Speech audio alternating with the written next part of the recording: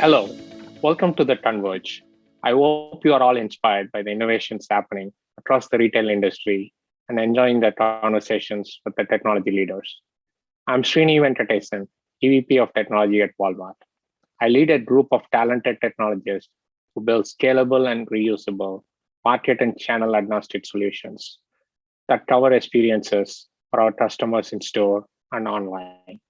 Behind the scenes, our AI and ML technology modules power end-to-end inventory management, including replenishment and fulfillment, transportation, merchandising, and store technology. Today, I have the pleasure of talking to Nagesh BS, founder TRRAIN and chairman Shoppers Stop Limited. Nagesh is a familiar face to many of us in the retail world and has been a guiding force behind Shoppers Stop over the last 3 decades. Welcome, Nagesh, to Converge at Walmart.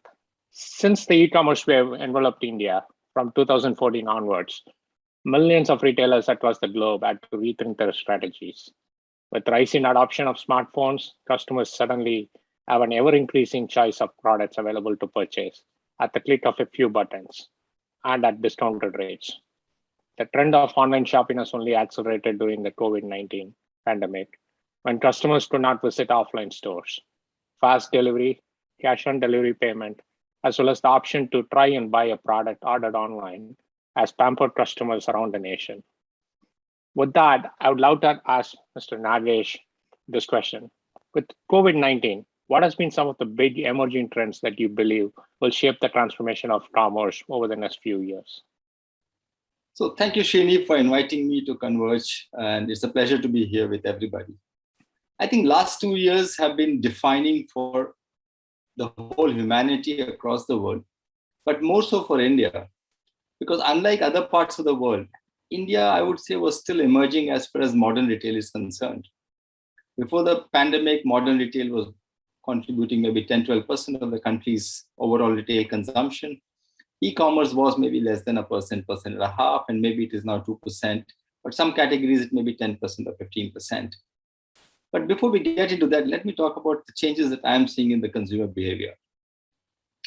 Firstly, one is forced to adopt technology, even if one was not used to adopting in the earlier times.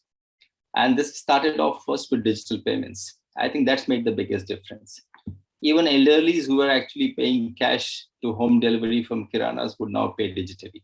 So which means that the smartphone and the fact that the bandwidth has become cheaper has given a lot of access to consumers to start using things digitally. That's the first thing.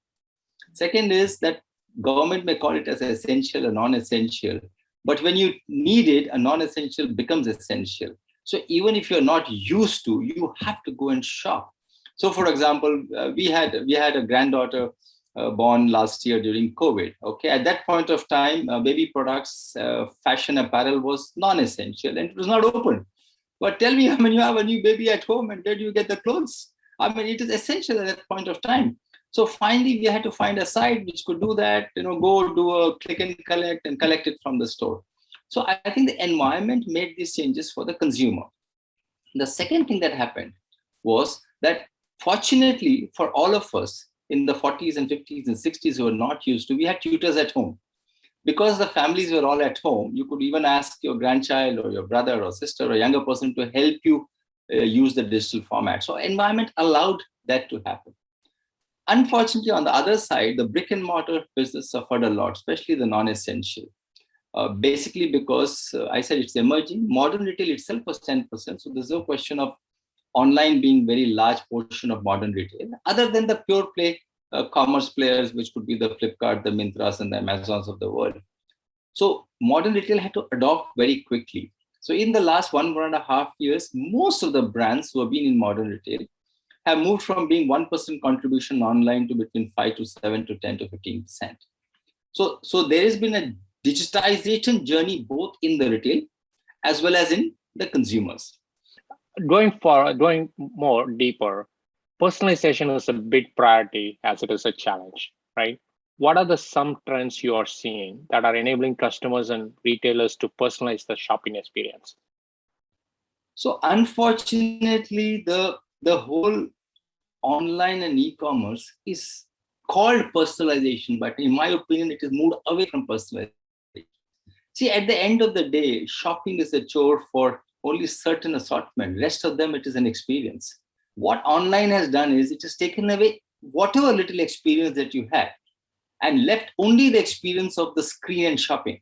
Okay, because other than that today, even the delivery boy or the delivery girl or the so-called good delivery assistant is dropping the parcel at the security gate or somewhere. You don't even know which human being has actually dropped it.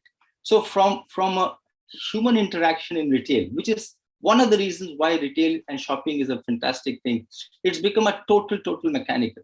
Okay, so you can't say this was better than somebody else. You can't say that the guy who delivered had a smile or was not smiling. You can't say that you ask the delivery guy saying, hey Nagesh, how are you? How was your day? All that is gone. So the only experience that we're talking of, the only personalization we are talking of is what happens through data, intelligence and insight on the screen and behind the screen. Now, to that extent, everybody says, oh, it is highly personalized. In my view, it is not personalized, because if you have to shop online, because of the fact that there is no limitation of space and size, today, if I have to buy a shirt, I know I want to buy one white shirt, but I get an option of 100 white shirts. And if I Google before I get it, I'll have 100 sites offering white shirts. So sometimes things are becoming more complicated rather than getting personalized. And I think this is where the whole artificial intelligence has to move from just data and insight of customers to start understanding customers' choice. Okay, is there a way that I get a choice where I can do my shopping quickly? Because sometimes online shopping is becoming much more tedious than offline shopping. Yeah, if you're definitive, I want to buy this brand 42 size white shirts, cotton, done it. It should not take me more than a minute. So that's one part of personalization. I would say it is more individualization rather than personalization. Yes, the trend which is coming, personalization, is where people now want to distinguish what they wear compared to somebody next to them. And which would be like you buy a white shirt, Srini, and I buy a white shirt, but you would like a small initial on the collar and I would like it on the cuff. Now, that is the level which I think the online players will have a challenge, because you'll have to get an intermediary in between. But leaving this, the personalization is also leading to what I would call as nuclear personalization or family personalization, which was not possible in the brick and mortar scenario. So I know Bala, I know Bala's wife. Okay, but when they shop independently, I can't make a kind of a cohort of Bala family. But today in your business or online business, you can do that. I mean, you can eventually say, oh, when Bala buys a white shirt, his wife buys a nice a cream kurti, which we can't do it in the offline space. So there are lots and lots of positives that the human touch is getting lost. And therefore, I feel the whole trend that people are talking of omni-channel and believe that the online players will go brick and mortar and create an omni, I don't believe so, especially in countries like India and all over the world. In fact, I see in the next 10 years, the offline players will actually go online and they'll become a much better online player, because now technology is accessible to everybody and it's becoming cheaper by the day. So 10 years down the line, you'll have a great experience of shopping where omni will be true omni, because physical stores will become fully tech enabled and maybe they will compete with the online players at par. Got it. You mentioned something that kind of intrigued me. You talked about large data-driven experiences and increasing the consumer experience. And you mentioned how AI can shape the retail experience based on the data and so forth. Can you elaborate a little bit more on that? And how do you see that evolving in the future? Well, I see that evolving in a very, very big way, because if you look at a shopping behavior or if you look at a consumption behavior, I would say 50 to 60% of our shopping behavior is replicable and is something which does not require choice making. To me, I'm seeing a situation where AI-enabled organizations can literally provide solutions rather than assortments.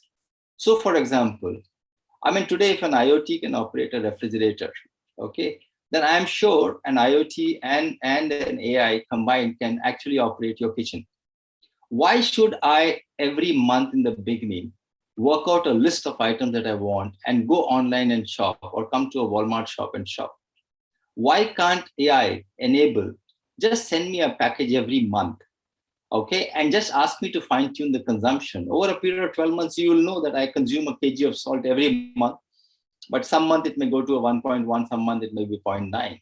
Okay, you are taking away 60% of my core job. Then what you're doing is you're allowing me to do the 40% balance, which is my experience, and start aligning with the consumer and consumer's interest, because then even through the screen, you are becoming two human beings interacted.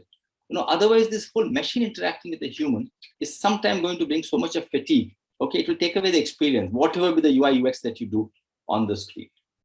No, that's a great segue, because as we go through this at Walmart, I call it the set it and forget it experience, which is the one that you referred to, which is like, hey, you know my personal shopping behavior, send it to me when I need it. And then the other extreme is the inspired shopping. So spot on. It's something that I think the future is going to be bright, and for a lot of retailers who can push on the AI side of things. That said, I would love to ask one other question. As people try to innovate in the retail channels, what are some of the dangers or pitfalls you see that when they try to innovate or try to set a company apart, that they should watch out for? I think the biggest pitfall is that the technology gives you so much of data in your hand that you almost become complacent and you start thinking you know it all. Okay, and when you start thinking you know it all, you run away from being a customer-centric organization. Okay, and you are likely to start delivering and taking customer for granted. Okay, that I think is not right, because whatever be the speed and intent and content of technology, I think the human brain still beats it, because the emotion part of the human brain cannot be taken away. And I think that part is something which is dangerously going away, because you're putting so much into machine, okay, and so much into artificial intelligence that the real intelligence and the emotion is going away. So my daughter keeps saying that you need to have your mind click and heart tick. Okay, if the heart doesn't tick and only mind clicks, it's no experience. Or only if the mind clicks and the heart doesn't tick, it's no experience. So I think that is the biggest danger. How do we ensure that the future of modern retail, omni-channel, online, digital, keeps the heart ticking? And that's what is all humanity about. That's what is all community about. That's what is all the world about. So we will have to bring that. So there has to be convergence of heart and mind in business. That is one of the phrases I'll take away from this chat, Mr. Nagesh. Really, that resonated with me on the mind clicking and the art clicking. As you look at the consumers, and you said like not take consumers for granted or being consumer centric, can you elaborate a little bit more? Like, what would you like the modern retailers to really think about as they focus on the customers? I think first of all, at least in India, the modern retailers have to realize that just because they use technology, just because they use professionals, and just because you use artificial intelligence, you're modern. I think there is a very strong threat emerging, okay, of the traditional retailers becoming more modern than the so-called modern retailers. Okay, if they don't take cognizance of that, you'll suddenly see, in my opinion, between 10 to 15 years, India will move from 10 to 50% modern retailing, and the balance 30-35% will come from traditional retailers who have got modernized and not modern retailers who have expanded. Okay, and this is something everybody is missing. Let me give you some examples. In the pandemic, this country survived without a riot on the food scene because our 8 to 10 million kiranas were open. Whether you keep a store open 7 to 10, they serviced you because they got up at 4 and went to the mandi and bought vegetables and staples for you so that you can come and shop at 7. Yeah. So the intent, hard work, and customer centricity is very, very high. I mean, if you want me to do an average of traditional retail customer centricity to modern retail customer centricity, I would rate traditional at 8 on 10, 9 on 10, and modern on 6 on 10 or 7 on 10. Okay, so that's the first.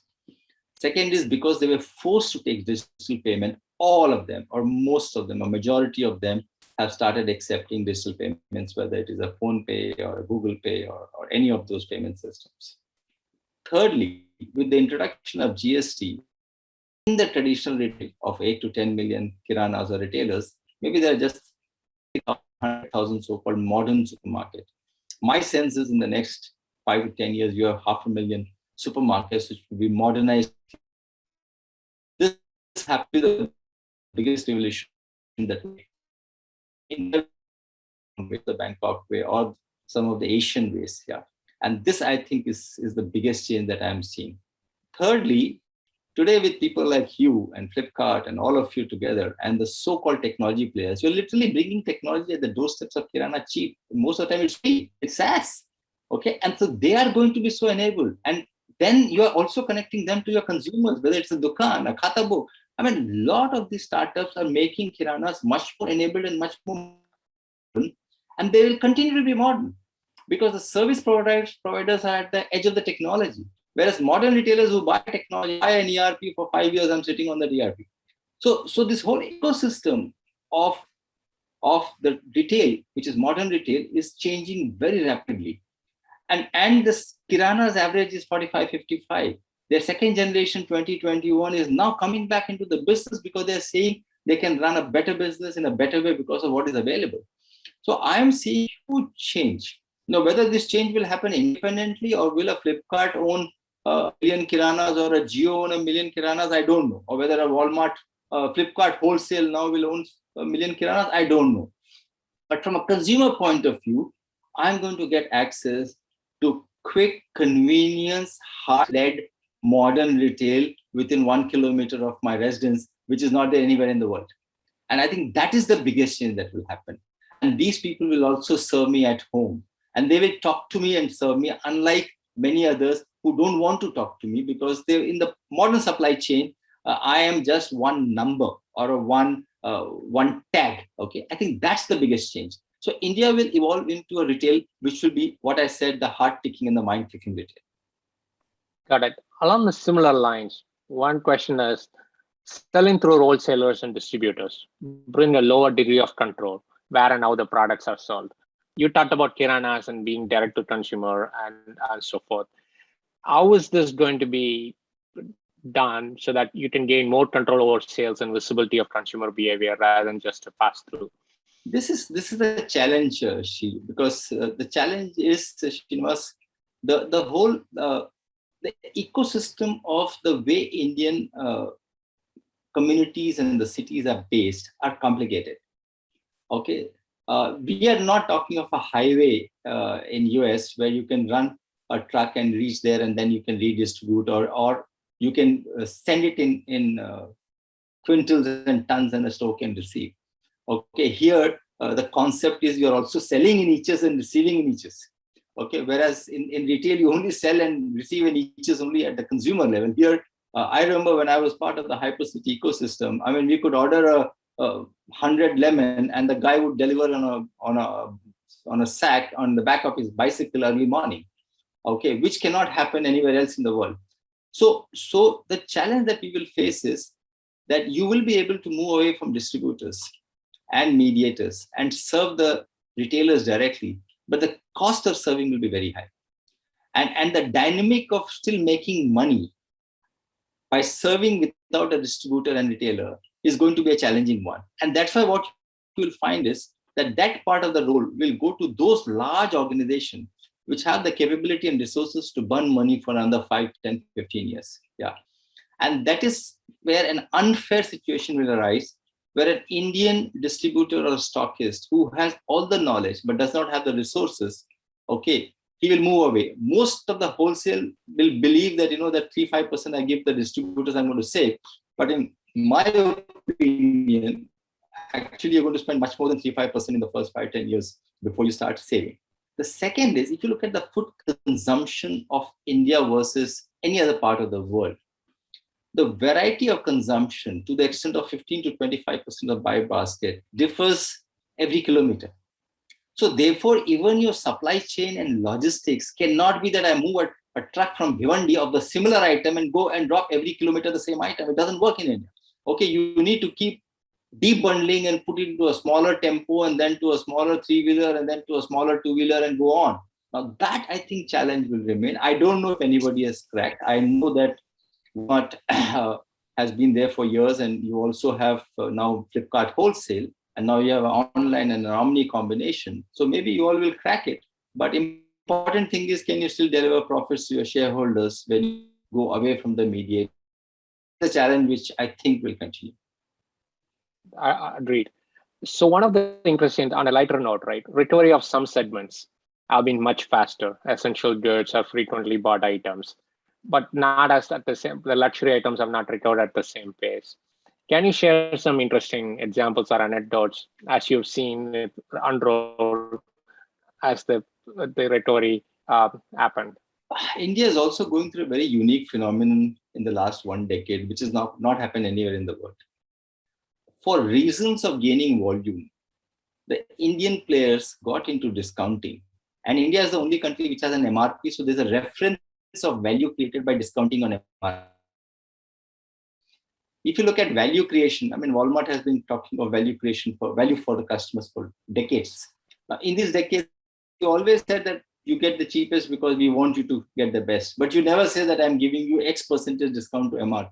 But India has MRP system. So more than saying I'm giving value, it's become a discount. And therefore, you also see unethical practices where MRP jacked up by 100%, discount given by 50%, but still you're making money. And that's not a good retail practice to happen. So India is developing into a value market, and we are seeing this all across. I mean, if you look at it, India, when Mercedes and BMW launched, it did not do as well. So they had to launch the X1 series for it to do well. If you look at Indians, the richest of Indians would still want to buy their car from an octroi-free zone so that they can save 2%. Okay, if you look at in the fashion and apparel, Louis Philippe, Van Heusen, all of us have been there for 30 years. But the last 5 years' success has been Max, FBB, Reliance Trends, which are value retailers. So India is actually going through a very, very huge value business, and everything is moving towards that. So in this process, what's happened is that premiumness and luxury retailing or luxury consumption is actually gone from the bulge, okay, to the slightly upside. And if you look at the luxury consumption, maybe India has 100,000, 200,000 or 500,000 people who can shop a Louis Vuitton or any of the luxurious item. But they are spread so thin across the country, 500 in Ludhiana, 300 in Raipur, 200 in Jaipur. It's impossible to create a brick and mortar retail. So in my opinion, the luxury consumption will go through online. In fact, online luxury is likely to be much more successful.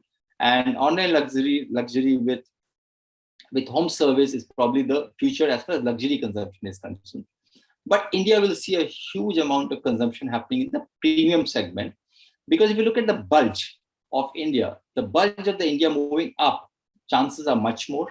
Whereas the bottom of the India moving down is already visible. I mean, we talk of 1900 per capita income, $1,900 per capita income. We talk of India growing. But let's not forget, when you have a $1,900 per capita income, that means 50% of the population may be earning $1,400 or $1,500 a year. So you can't make a country prosper when more than 50% of people are earning not even $10 a day. So that, I think, is a challenge that we will continue. So I don't see huge luxury consumption other than home and cars. Okay, these are the two places where you'll see that happening. I see premiumization taking a lot of value because a lot of retail formats will become open, and in open formats, consumers are allowed to access products as per their choice rather than somebody's suggestion. Yeah. So these are the 2 or 3 trends I see. We are talking of the emerging trends. So one of the emerging trends that I'm seeing is that there are 2 segments which have come up in the Indian market. And as of today, these segments are not served. Okay, and there's a big opportunity. One segment is the 55 to 65, or I would say 50 to 65. This is the segment which for the first time has got a lot of disposable income in their hand. Because in India, you still have your 20-year and 25-year-old children staying with you. So there's income in the household. Second is they have become independent because they started working at the age of 20, 21, 22. So they have income in the house. Whereas the spend has actually come down because you're staying together. And these people at 55 have no more responsibilities. And because your age has got extended, therefore you're still healthy. And therefore you can spend a lot of time, energy, and money. But there's not many product or assortment which is being served to them, because you think they're oldies. I mean, you go to a young place where the millennials and the Gen Z is sitting, and sometimes if you have white hair like me, I mean, you will not be attended for maybe half an hour's time. So I think that's a big opportunity, and this is growing. So somebody has to address this, whether it is food, groceries, fashion, apparel, tourism, anything that you talk about. The second big generation which is coming up is the Gen Z. The Gen Z is very different than the millennials. I think Gen Z is much more conscious about nature, about earth, about their surroundings than the millennials themselves. Actually, millennials have been the spoilers of this country because of disposable income in their hand. So Gen Z need to be catered very differently. They are very independent thinkers. And because we are still emerging, we are evolving, we have not been able to segregate and target these segments so independently. I think that's an opportunity. So just to conclude on the emerging segments, luxury, I believe, will be small segment, will happen in home and cars, and will be online and home service. A premiumization is a possibility. Serving the poor is going to be very, very tough because of the spread and the low income. Gen Z comes out as a very, very strong emerging market. And senior citizens, not the 60 and above, but 50 and above, okay, is a very large opportunity. Great conversation, Mr. Nagesh. So we went through all about COVID and how COVID, India went through the COVID and the retailers without a right of the food, complete control over the food supply chain. We talked about personalization. It's glad to see how you embrace the art of understanding the customer and being customer centric. We also talked about the thing that resonated with me is the mind click heart tick, which I think is very important. We also talked about the premium segments in home and car really taking off on online and services. Also liked your idea of like senior citizens, 50 to 65, who have two generational wealth or who have the capacity to spend, and also the Gen Z who are being more socially conscious about how to do the shopping habits. So it was a great conversation. Completely thank you for this exciting session with you, Mr. Nagesh. And I also want to thank the audience for participating in this fireside chat.